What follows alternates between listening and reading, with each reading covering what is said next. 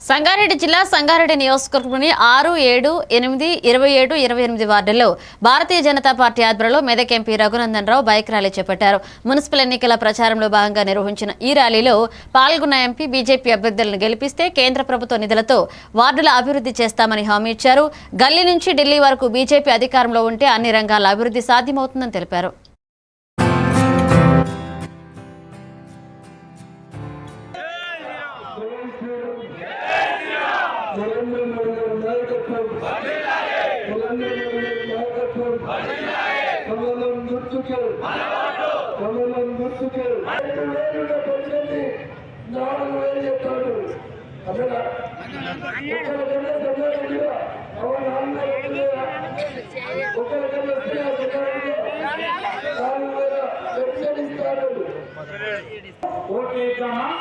అడగడానికి వచ్చి నా అభ్యర్థులను గెలిపించడానికి వచ్చినటువంటి అభ్యర్థి ఈ అభ్యర్థులు భారతీయ జనతా పార్టీ అభ్యర్థులను గెలిపేయడానికి వచ్చినటువంటి రగణ నాయకత్వంగా మనం పనిచేస్తాము.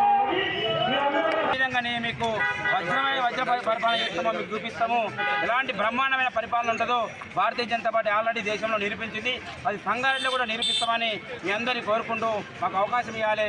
భారతీయ జనతా పార్టీకి బీజేపీ పైన కమలం పువ్వు గుర్తుపై వేసి అందరు అభ్యర్థులను గెలిపిస్తే కాషాయ జెండా మున్సిపాలిటీ ఎగిరేస్తామని తెలియజేస్తూ అందరి కోసం మరోసారి నమస్కారం.